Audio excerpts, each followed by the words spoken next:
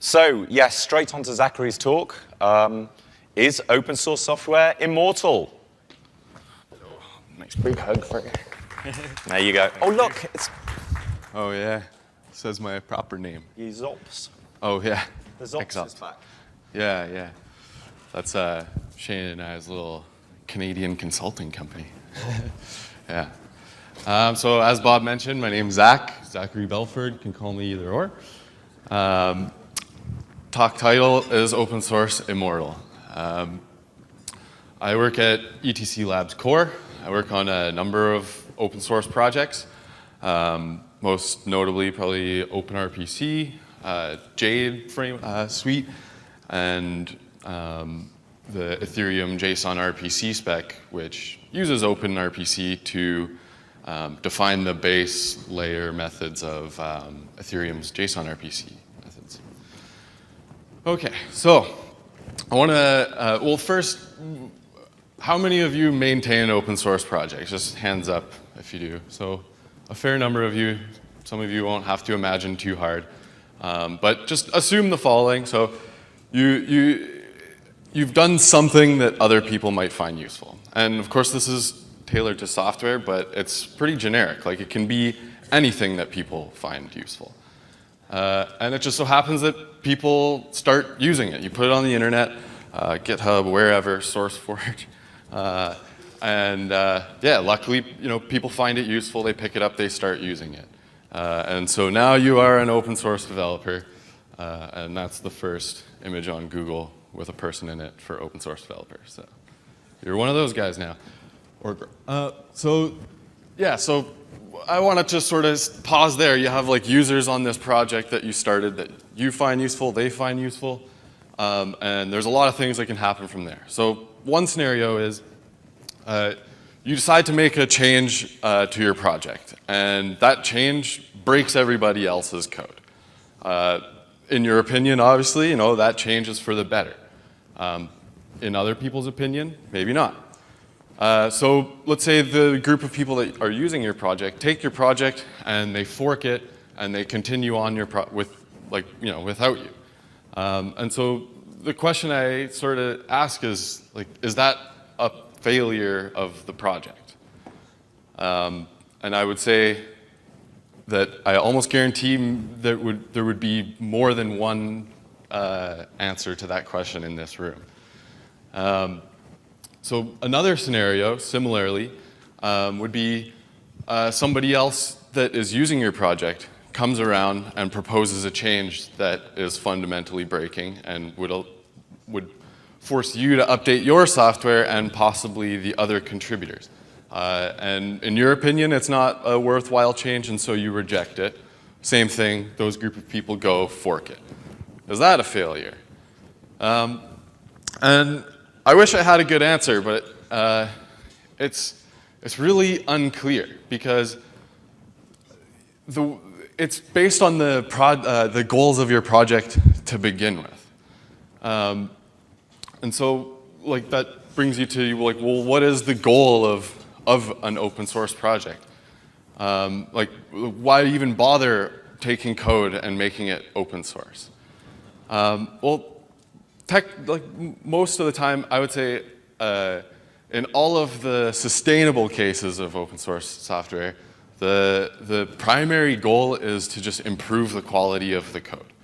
So quality being less unintended effects of the code, but more often than not just better documentation, like easier for people to get started with it, and that kind of thing, right?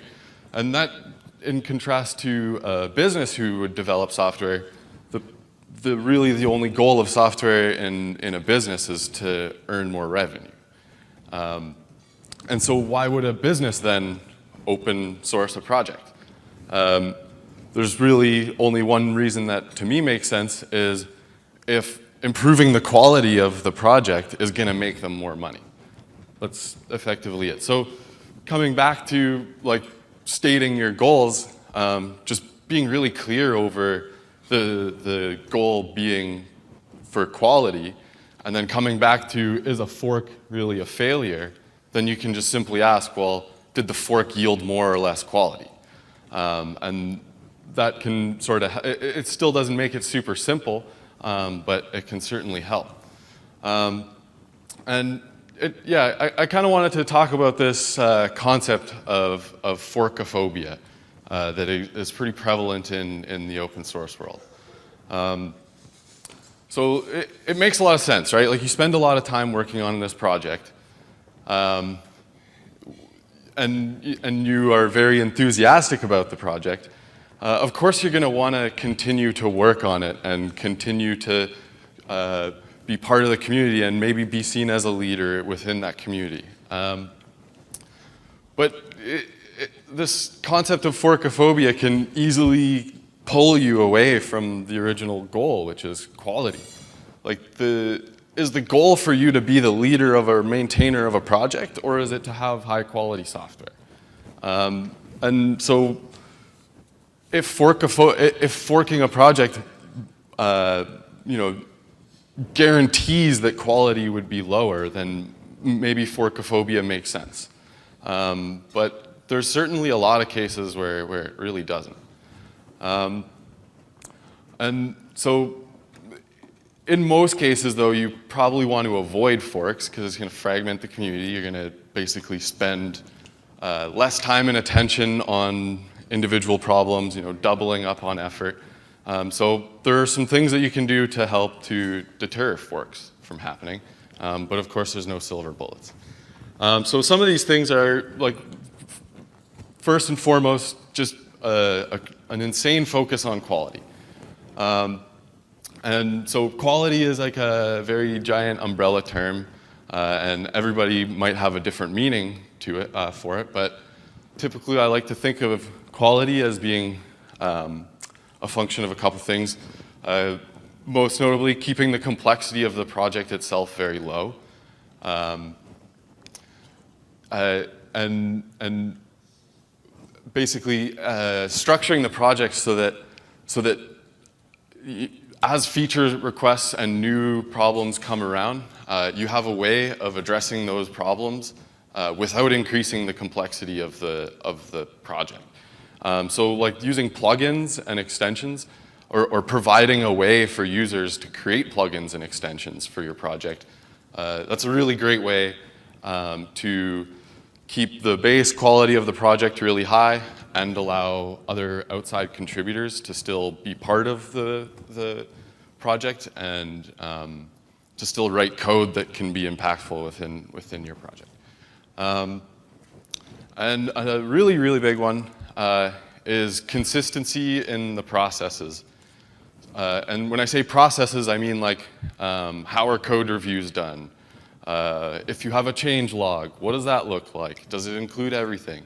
When a commit comes in, how should it be structured? Will it be merged if it's not structured that way? Basically, anything that is in the process of an idea to a release should be considered, part of your process, and keeping those consistent is really important.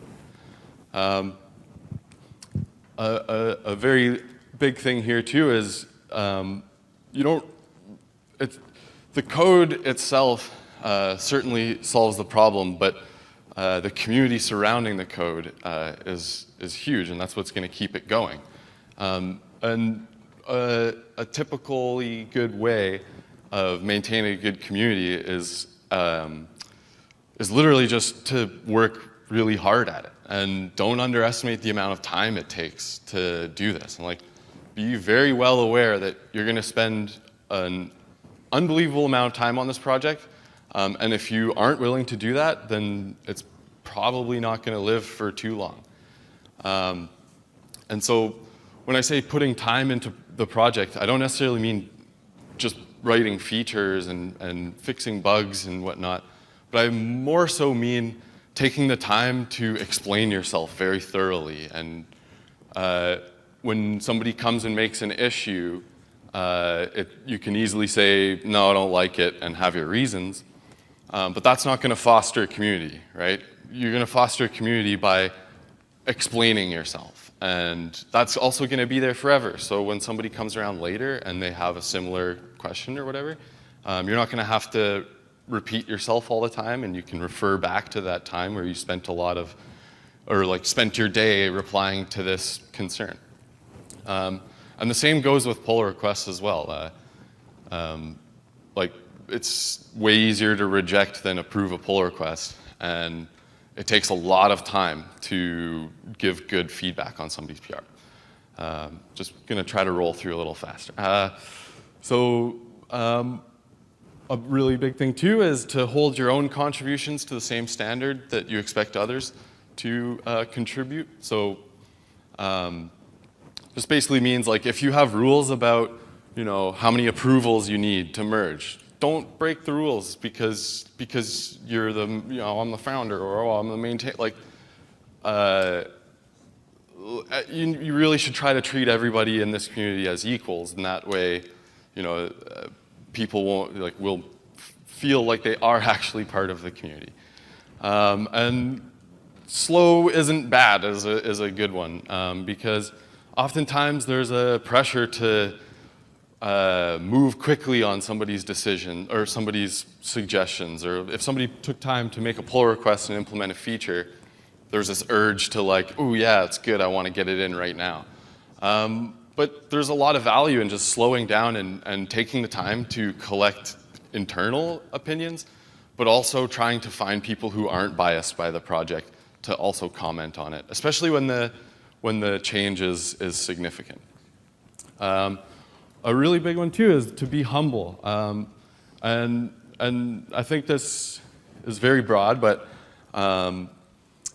there's a lot of hostility in open source typically, and I think the more common tone to an issue is aggressiveness usually, honestly. And maybe I think it's a lot to do with just frustration, because typically building software can be really frustrating, especially when you're using somebody else's code and it doesn't work like they say it does. But just understand that anyone using your project, anyone taking the time out of their day to write an issue about it is a gift to you. Like they're donating their time and they don't have to do that. And remember, the goal is quality, right? And doesn't matter what tone the person's taking, if they take time out of their day to write words to you, it can be wrapped into some way of improving quality. It's just a matter of perspective. And yeah, just like you really need to have thick skin. I think that's kind of the root of it. And everyone's gonna fail at this. Everyone's gonna have slip-ups and bad days and whatever. And just, everyone's human. So all you can do is be humble and like don't make assumptions about things if you can. And yeah, so getting more into the organizational structure of things to improve the longevity of an open source project. There's a lot of things you can do to set yourself up on the right foot. Most notably, very well outlining what the organizational structure is. And so that means saying, this organizational structure is no organizational structure. That is an organizational structure, and just being clear about that is going to be really important for setting the expectations with new entrants to the community. And yeah, so within a organization, you'll probably have people doing specific roles, and one thing that helps to build community is for people to see the potential roles and the impact that they could have, and then also have instructions for how they can be that person and do that thing. So like giving the role a name and describing in as much detail as possible the responsibilities of the person's role, and also the limitations of the permissions they have within the organization. I think really important parts to this is like defining, who can merge changes, who can approve changes, but most importantly actually would be who can add new members, who can kick a member out, who can change the owner, or is there an owner? How do you become the owner? Like laying these things out take a lot of time, but if you don't do them, it can really come and bite you later if the project grows very large. And take that with a grain of salt, because you don't want to spend too much time up front on stuff that might be a waste of time. There's a lot of automations and tooling that can help you with some of this stuff. GitHub has added a lot of things recently. So like this is the member permissions page on GitHub for an organization. And you can see like there's a lot of really nice stuff that you can set up. And you can also just make this public on your repo. Like you can say, do this, take a screenshot, and put it in your README. So this is the permissions we have for OpenRPC right now. The theology is that we want to be very permissive of accepting new members into being a member of the GitHub organization. But we want the permissions that they have when in the organization to be minimal. And for those permissions to be added over time. So as a member of the organization, you can't really do much you can't really do anything that a non-member can't do other than be added to a team which does have permissions that are additional. A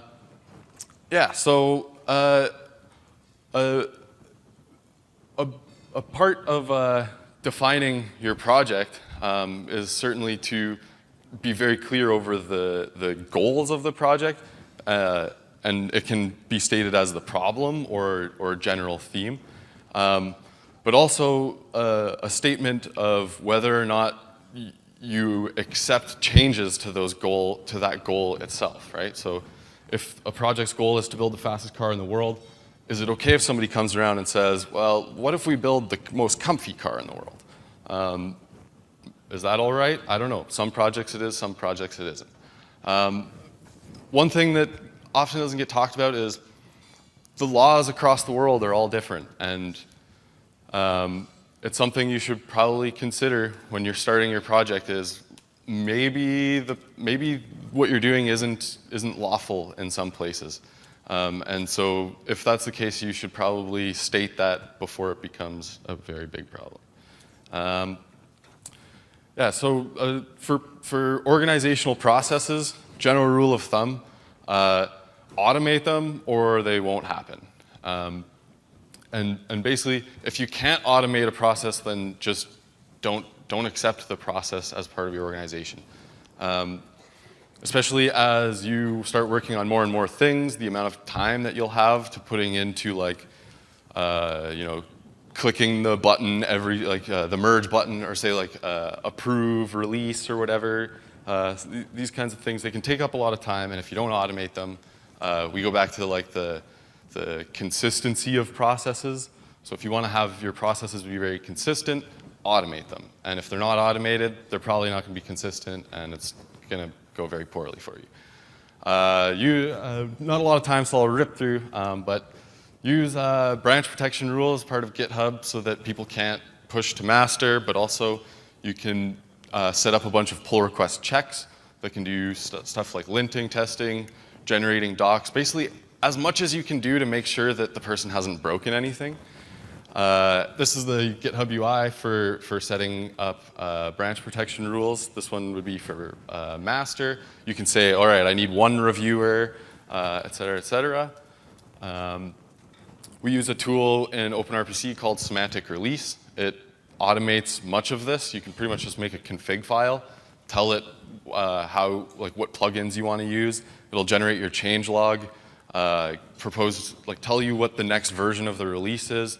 And a big part of that is that it makes the next version an unemotional decision, which is quite nice. And automate things like issue tracking and updating issues when things have been fixed.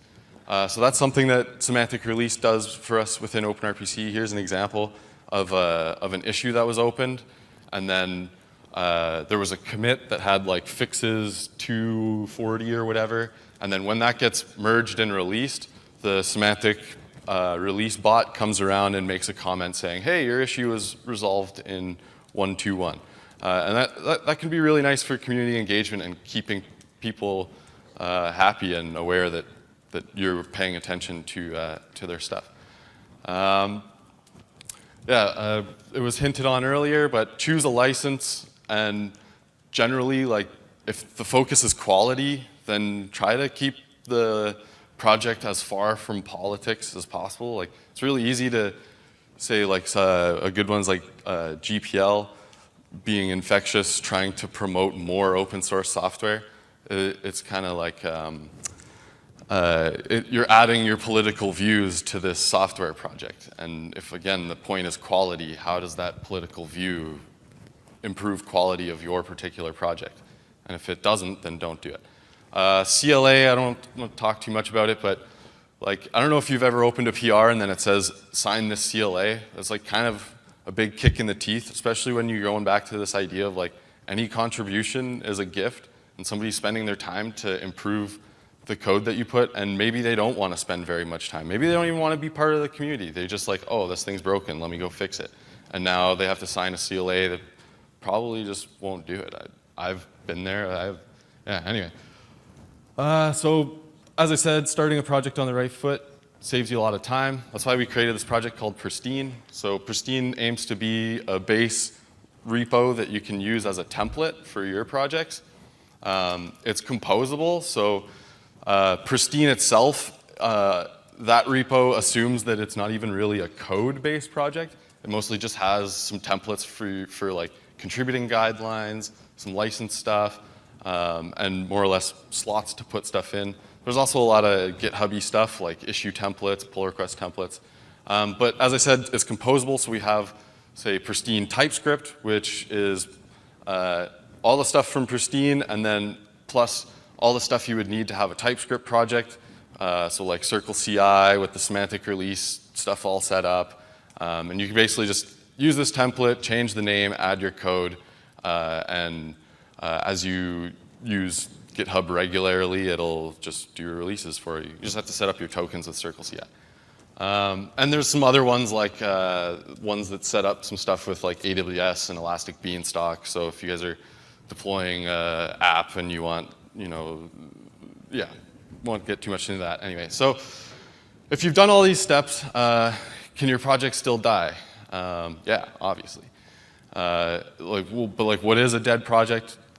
It's pretty easy to, like, when you come across a project, most people will measure its activity by like the number of contributions, when the last release was. Maybe you look at the number of commits since the last release, open pull requests, how long they've been open for. And generally, if you have lots of open pull requests, lots of open issues, and nobody's touching them, that's a pretty good indication that the project's dead because nobody's maintaining it. And maybe there's like a project's ultimately dead, I suppose, when there are no more users actually using it. And over time in history, which albeit very short, software, like open source software, the oldest packages, probably what, like 30 years or something.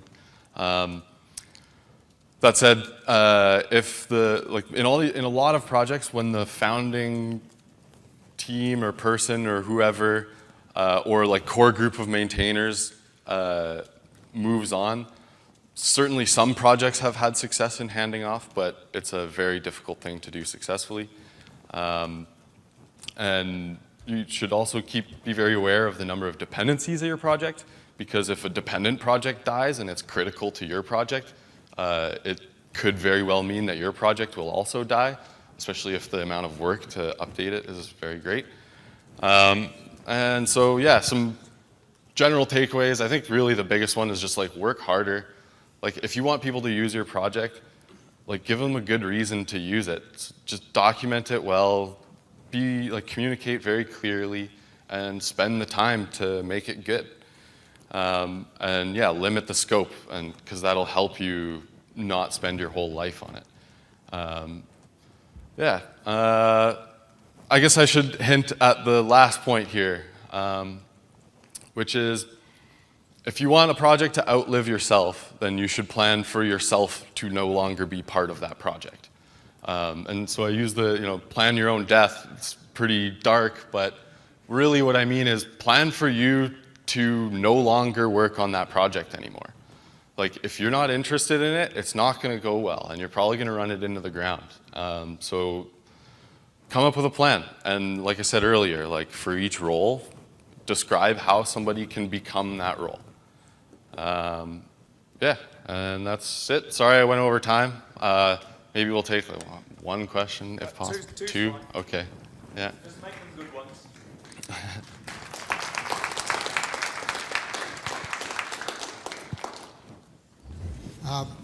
Yeah, I was thinking about the scope that you are talking about on the open source.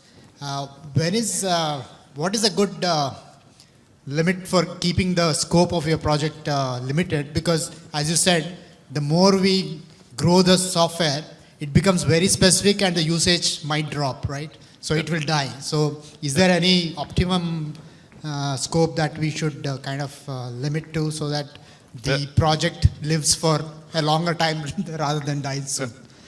Well, so I kind of think like open source, like there's sort of two tiers of project in my view. There's tools and code to solve a problem, and there's specifications for like structured ways of approaching a problem. So like, let's take the tooling side. A really good way to be very conscious of scope creep with a tooling project would be to, of course, state the problem that you're solving. So like, it's a JSON, filter method or whatever. But then a nice way, and like probably seen in a bunch of repos, like put a list of features, and it's like kind of painful because it's like, how do I create a bullet point list of the things that are features for this tool? But what it does is like when you add some more stuff, it makes you think like, how am I going to go add this to the list? And then like, is that going to be a like cumbersome thing to be adding to that list? And it can just basically being aware of what you're about to add and how it changes the scope is like the first step in stopping scope from blowing up.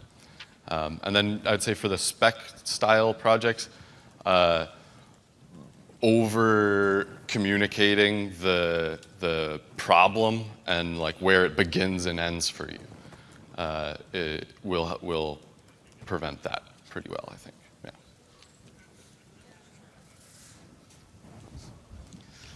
Yeah. Yes.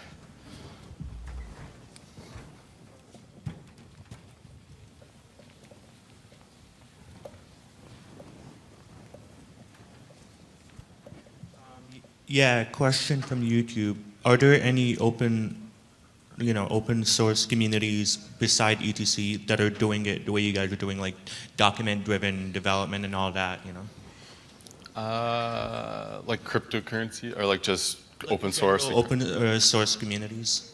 Yeah. I mean, there's lots of them. Like, yeah. Elasticsearch is probably one of my favorite open source projects because of this one idea that they have, which is what is considered a bug. So for them, anytime somebody comes to any of their projects, any of their documentation, if there's something that they don't know how to do, or if there's something that's not explained there, or like if they're opening an issue being like with just getting the idea completely wrong, that's treated as like first-class bug to them. So like they really focus on documentation first because basically like if somebody's not getting it or they're using it wrong, you can be like, well, that person's an idiot, or you can solve the problem, right? So Elasticsearch is a great example. Say like TypeScript recently has done an incredible job of producing a lot of informational resources alongside. But yeah, I think those are good. Anyway, thank you guys. Thank you. Thank you. Come on. Thank you, Zachary.